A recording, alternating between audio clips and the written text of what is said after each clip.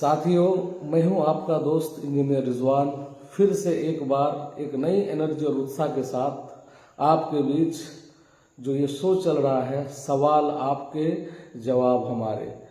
तो इसी बीच आइए, हमारे बीच मिस्टर बादल सिंह हैं चैनपुर से, बंगाल, वेस्ट बंगाल, जो आज पहली सवाल कर रहे हैं। सर, मैं आपसे जानना चाहता हूं सर कि आप क्या सवाल पूछना चाह रहे हैं, है ना? तो वो सवाल हमें पूछा सर, क्या पूछना चाह रहे हैं सर? सर, मैं आपसे यही सवाल कर रहे हैं जे सर डायरेक्ट सेलिंग सिस्टम जो अमेरिका में सर 70 साल से चल रहा है जी। लेकिन हम लोग का इंडिया में इसको जो ये हुआ आया है तो 20 साल से ज़्यादा हो गया है, लेकिन आखिर यहाँ का लोग सर समझ क्यों नहीं पा रहा है बिजनेस को? जी, ये बहुत बड़ा सवाल है बादल जी। मैं आपको बताऊं कि जब पहली बार मेरी इंजीनियरिंग कंप्लीट होने के बाद मेरे पास एक साथी आए जिनका नाम है हसन नजामी सर, आए और हमारे बीच एक आलम सर हुआ करते थे। हम लोग एक दोस्त हुआ करते थे, कॉलेज के दिनों में पढ़ाई किए। उन्होंने आया और इस बिजनेस के बारे में बताया। वाकई हमें तो लगा कि शायद ये ऐसी ही बात कर रहे हैं, है ना? क्योंकि इंजीनियरिंग करने के बाद भी सर लगभग मुझे ये पता नहीं था कि अमीर बनने का भी कोई फार्मूला होता है। क्योंकि दुनिया में सर जो भी धंधा हर कोई कर रहा है तो करने के पीछे सबका कोई वजह होता है। लेकिन हमें कहीं ना कहीं लगा, जब इस धंधे को हमने सिस्टम को समझने का प्रयास किया तो पता चला क्या कि कहीं ना कहीं जो स्थिति आज हिंदुस्तान के साथ है वही स्थिति अमेरिका वालों के साथ हुआ होगा। क्या हुआ होगा? लोग जॉब कर रहे होंगे तो समय नहीं होगा उसके पास खर्च करने के लिए, है ना? या फिर कोई अगर बिजनेस कर रहे होंगे तो बिजनेस में भी लोग इतने बिजी शेड्यूल हो जाते हैं कि पैसा तो बना लेते हैं लेकिन उसका इंटरटेनमेंट नहीं कर पाते हैं। तो कहीं ना कहीं वहां के लोगों ने सोचा कि कोई ऐसा धंधा हो जिसमें क्या हो कि सर जल्दी रिटायरमेंट हो और प्लस क्या हो कि अपने समय को भरपूर एंजॉय कर सके और अपने बच्चों के लिए, चाहे बच्चों को वो कामयाब वैसा ना बना पाए तब भी ये सिस्टम उसके लिए काम कर पाए। तो यहाँ क्या हुआ सर कि ये हम तो 20 साल पीछे चल रहे हैं ना, हर मामले में अमेरिका से हर मामले में हम लोग 20 साल पीछे चल रहे हैं। कहीं ना कहीं शुरुआत, जैसे आपकी बात होगी, पानी पीने का रिवाज जो है सबसे पहले वहीं शुरू हुआ, लेकिन हम लोग को आज समझ आया, यानी कहीं ना कहीं 20 साल बाद। तो सर कहीं ना कहीं ये धंधा जो 70 साल से अमेरिका में चल रहा है, लेकिन अभी हिंदुस्तान में 20 साल हुआ, क्योंकि हमारे देश में एक है नौकरी प्रधान देश, यानी लोगों के दिमाग में, यानी मिडिल क्लास, सबसे ज्यादा संख्या अभी मिडिल क्लास की हमारे देश में है। और मिडिल क्लास के पास एक जो वो कहावत नहीं है सर कि गरीब को हिम्मत नहीं, मिडिल क्लास को जो है फुर्सत नहीं और अमीर को जरूरत नहीं।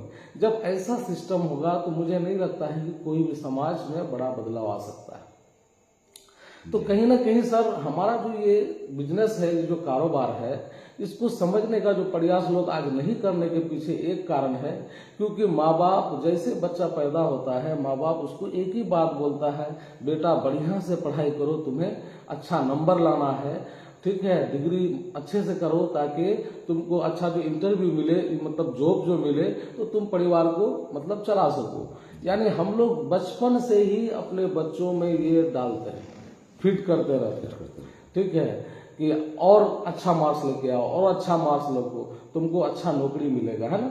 कहीं ना कहीं ये कहने के प्रति जो हम समाज में देखा कि फलना जो आदमी अच्छा ग्रोथ कर रहा है, तो कहीं ना कहीं, लेकिन आप एक बात याद कीजिएगा, पहले गवर्नमेंट जो घर घर आता था कि आपको नौकरी देने के लिए, क्या उस वक्त हम लोग नौकरी लेते थे? नहीं लेते थे। लेकिन जब देखा कि 20-30 साल हो गया, ठीक है, कुछ लोगों की ग्रोथ दिखी, तो सब लोगों ने दिमाग लगाया कि भाई अब हमें भी नौकरी में आना चाहिए। उस वक्त जमींदार लोग एक ही बात कहते थे कि है हमारे पास इतने सारी जमीनें हैं, मेरा बच्चा नौकरी करेगा क्या? लेकिन जब उन्होंने देखा कि एक गरीब व्यक्ति नौकरी करके अपनी लाइफ को थोड़ा सा बेहतर बना रहा है, तो फिर अमीर लोगों की एंट्री शुरू हो गई सर। सेम वही कंडीशन आज हमारे डायरेक्ट सेलिंग के साथ है सर। मैं आपको दावे के साथ बोल सकता हूं, आज कौन लोग इस बिजनेस में आ रहे हैं? अमीर लोग नहीं आ रहे सर। अमीर लोग तभी आएंगे, देखिए जब क्या होता है कि जब अभी हमने आपको 3 बातें बताई, क्या बताई? गरीब को हिम्मत नहीं, दूसरी क्या है सर, मिडिल क्लास को फुर्सत नहीं, और अमीर को जरूरत नहीं। तो ये हर फेज में लागू होता है, लेकिन आज ये इस बात को नहीं समझ पा रहे। लेकिन मेरा दावा है सर, आने वाला जो टाइम होगा डायरेक्ट सेलिंग का होगा, लोग इस बात को समझेंगे कि हाँ वाकई इस धंधा को करके अभी कामयाबी का जो रेशियो है सर, फिर भी डायरेक्ट सेलिंग और फिक्की और केपीएमजी का रिपोर्ट बता रहा है कि जिस तेजी से हम लोग ग्रोथ कर रहे हैं, आने वाले टाइम में सर हम लोग परचम लहराएंगे। और परचम लहराएंगे इस मामले में क्योंकि एक यही कारोबार है जहां पे हम लोगों को रोजगार देते हैं। अब गवर्नमेंट के पास भी अपॉर्चुनिटी नहीं कि सब ज्यादा से ज्यादा लोगों को रोजगार दे सके, लेकिन हमारे पास एक ऑप्शन है सर, यहाँ पे हमें रोजगार मिला, मैं आपको दे रहा हूँ, आप फिर किसी और को देते हैं, फिर वो किसी और को देता है। इसका मतलब हम लोग रोजगार जो क्रिएट बार बार कर रहे हैं सर, इससे देश कभी गरीब नहीं होगा, इससे देश अमीर बनेंगे। क्यों? क्योंकि लोग एक दूसरे को सिखाएंगे, एक दूसरे के अंदर स्किल डेवलप करेंगे, और ये स्किल जब डेवलप ज्यादा होते जाएगा तो फिर समाज में बदलाव आना शुरू होगा, फिर ये लोग भी आएंगे। और याद रखिएगा, जिस दिन अमीर लोग आ गए ना सर, तो मेरा दावा है कि वो लोग 1 महीना 2 महीना में रॉयल्टी अचीवर बनेंगे, कुछ लोग टेक्निकल अचीवर बनेंगे, तब आपको समझ आएगा। क्योंकि वो बोलते नहीं है कि हम समाज में किसको देख के आगे बढ़ते हैं। मैं आपको एक एग्जाम्पल बताता हूँ। हमारे गांव में अगर कोई 1 लाख रुपया महीना कमाता है ना, तो पहले हम सोचते हैं कि पहले उसके बराबर हो जाए। क्या 1 ही लाख तक सोच जाएगी आपकी सर। लेकिन जैसे अगर आप मुंबई की बात करें, अगर मुंबई की बात करें सर, वहां लोग कितने लाख कमाते होंगे, जरा सा आइडिया लगाइए, तो आपके दिमाग फिर वो चलने लगता है। यानी जैसी संगत वैसी रंगत, और उसी हिसाब से अपने आप को आप डेवलप करते हैं। तो अभी लोगों को जो है विश्वास तो थोड़ा थोड़ा आना शुरू हुआ है सर, लेकिन आज जो लोग मतलब इस बात को नहीं समझ पा रहे हैं, उसके लिए मैं बता दूं सर कि आज नौकरी, जैसे एक पान वाला पहले सिर्फ पान बेच रहा था, लेकिन आज वो पेट्रोल भी बेच रहा है, आज वो टॉफी भी बेच रहा है ना। आप देख रहे होंगे, एक चाय वाला पहले चाय बेच रहा था, लेकिन आज क्या करता है, वो बिस्किट भी रखता है सर, साथ में और भी बहुत सारी चीजें वो रखता है। लेकिन हम ये कहना चाहते हैं, जो लोग नौकरी कर रहे हैं करिए, मैं नौकरी के खिलाफ नहीं हूँ, करें, लेकिन साइड से कोई एक ऐसा भी धंधा करें सर, जो आपको फ्यूचर में आपके बच्चों के लिए कुछ एक बड़ा योगदान देके जा सके। क्या ऐसा है कि नहीं? सही बात है। लेकिन क्या हम लोग इसके बारे में सोच रहे हैं? और दूसरी बात सर, सोचने वाली बात है कि हम जो ड्यूटी कर रहे हैं 8 से लेकर के 4 बजे तक की, या 10 से लेकर 4 की जो हम ड्यूटी कर रहे हैं, तब भी हमारे पास बहुत सारे घंटे बचते हैं सर। और हमारा ये धंधा ही बोलता है कि ये पार्ट टाइम बिजनेस है, यानी कि आपके पास दिन के 2 घंटे हैं। तो सर इस बिजनेस में आप कहां से कहां जा सकते हैं, इसी बारे में बताना चाहूंगा। हमारे एक जाबाज अपलाइन है, हमारे मिस्टर मोहन प्रसाद जी, जो स्कूल के सर हेडमास्टर हैं, लेकिन हेडमास्टर होने के बावजूद भी उन्होंने जो है अभी सर रूबी पिन हासिल किया, यानी कि कम से कम महीने के 3 से 4 लाख रुपए महीने पे इनकम वो ले रहे हैं। तो एक हेडमास्टर जब ले रहा है पार्ट टाइम करके, तो क्या लगता है आने वाले लोग नहीं करेंगे? हाँ, लेकिन इसे समझना जरूरी होगा, क्योंकि इस बिजनेस को लोग समझे नहीं क्या, क्योंकि बीच में सर कुछ मनी मार्केटिंग कंपनी आई जो रातों रात अमीर बनने की बात की, लोगों को ख्वाब दिखाया, जिसके वजह से लोगों के सपने चकनाचूर हो गए, है ना।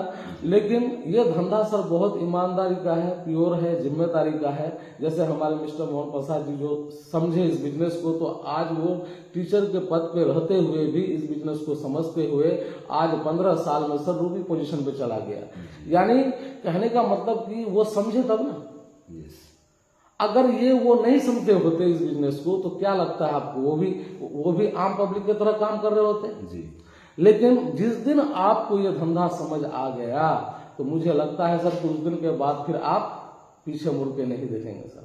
आप सिर्फ एक ही बात सोचेंगे कि काश ये धंधा हमें सिखाने वाला कोई ऐसा मिल जाए, जिसके साथ में रात दिन काम करूं, यानी कि जब भी हमें फुर्सत मिले, यानी टाइम मिले, तो उसके साथ इस बिजनेस को सीखूं और लोगों को इसके बारे में बताना शुरू करूं।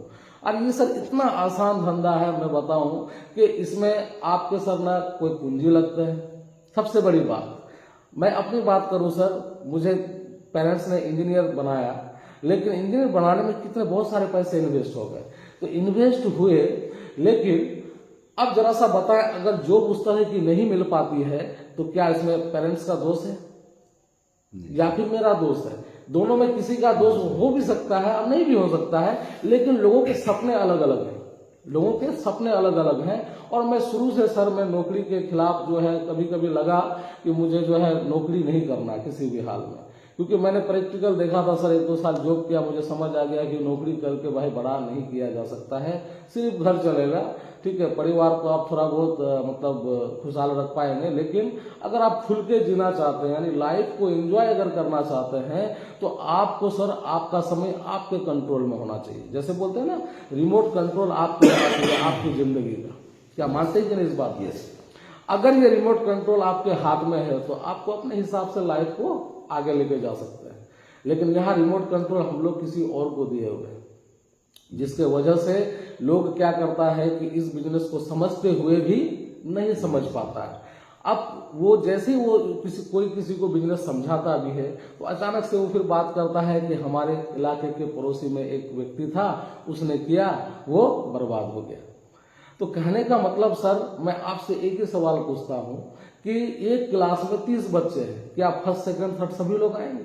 नहीं सर।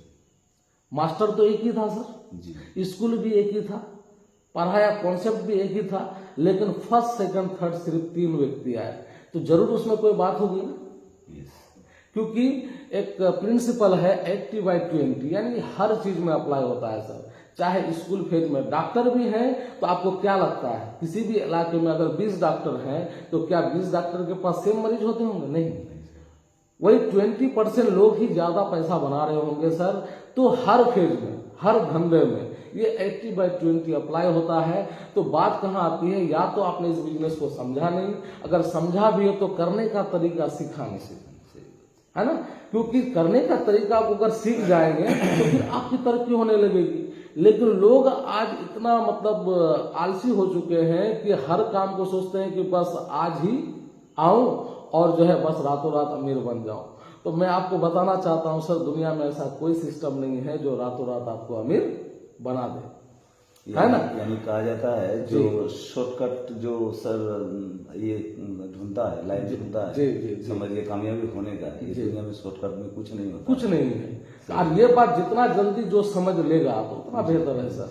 और आज हमारी युवा पीढ़ी में जो देखता हूँ, रातों रात अमीर बनने का जो चाह है, तो बहुत सारे पैसे निकल जाते हैं, उसके बाद उसको समझ आता है कि यार मतलब अगर शुरू से मेहनत किया होता तो हमारे 5 साल जाया नहीं होते। लेकिन इसके लिए क्या है कि उसको सही मार्गदर्शक मिलना चाहिए। अगर वो सही मार्गदर्शक नहीं मिलते हैं तो कहीं ना कहीं सर वो गलत रास्ता पकड़ लेता है। अगर गलत रास्ता वो पकड़ लेगा, मानते हैं उसकी दिमाग अच्छा था, यानी कि उसकी सोचने का तरीका बेहतरीन था, और लेकिन वो बोलते हैं ना कि नाव तो है, अच्छा नाव है नदी में, लेकिन उसमें सर पतवार ना हो, ठीक है, माल्ला भी अगर बैठा रहे, पतवार ना हो, तो वो नाव कहाँ पहुंचेगा? कहीं नहीं पहुंचेगा। इसका मतलब क्या है कि आप अपने मतलब सबसे पहले तो ये देखें कि भाई हमें संगति कामयाब लोगों से करना है।